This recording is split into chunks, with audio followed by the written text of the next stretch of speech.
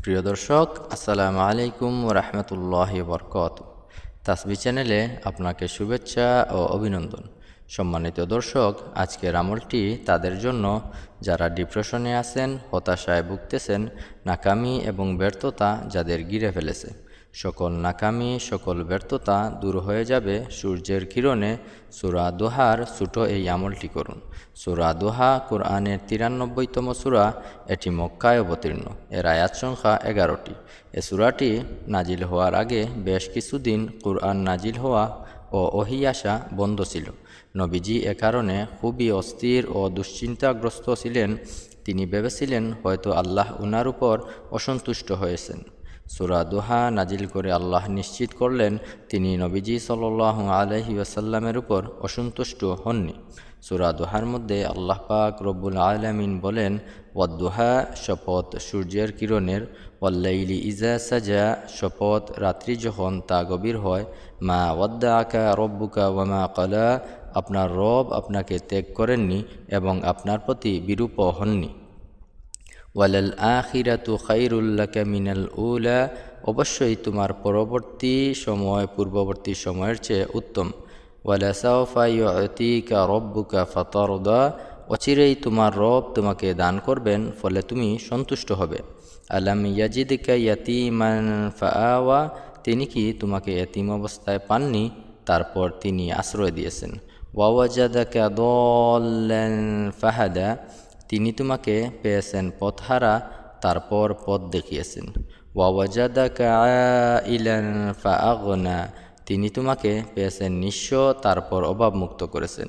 ফাআম্মাল ইয়াতীমা ফালা তাকহার সুতরাং তুমি এতিমের প্রতি কঠোর হয়ো না। ওয়া আম্মাস সাইলা ফালা তানহার ভিক্ষুককে দমক দিও না। ওয়া আম্মা বিনিআমাতি রাব্বিকা ফাহাদ্দিস এবং তোমার রবের নিয়ামতের কথা বর্ণনা করো।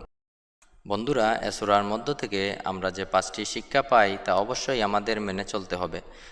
1. দুনিয়ার জীবনে বিভিন্ন বিপদাপদ বালা মুসিবত আসবেই। বিপদের সময় হতাশ হয়ে হাল ছেড়ে না দিয়ে আল্লাহর সাহায্য প্রার্থনা করব।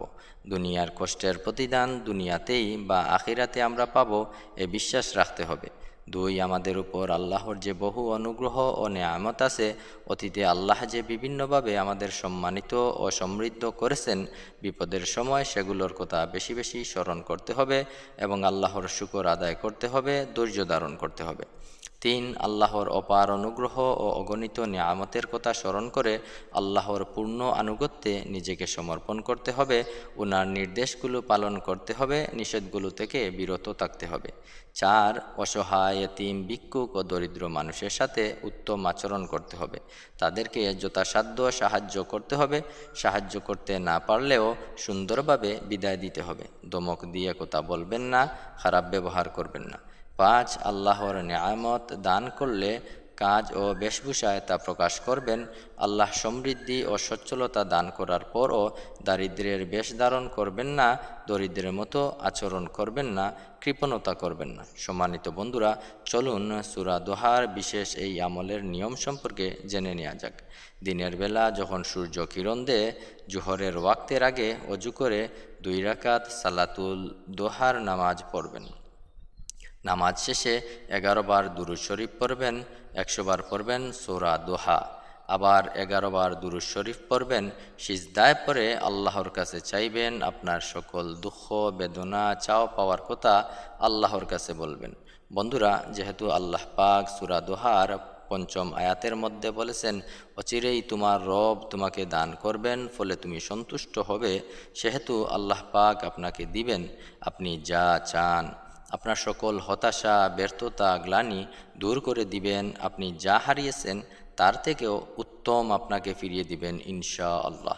বন্ধুরা, প্রতিদিন এরকম গুরুত্বপূর্ণ ভিডিও পেতে তাসবিহ চ্যানেলকে সাবস্ক্রাইব করে পাশে থাকবেন। ভিডিওটিতে লাইক এবং কমেন্ট করবেন। আপনার বন্ধুদের সাথে শেয়ার করে সবাইকে দেখার সুযোগ করে দিবেন। দেখা হবে পরবর্তী ভিডিও নিয়ে। আসসালামু আলাইকুম ওয়া রাহমাতুল্লাহি ওয়া বারাকাতুহু।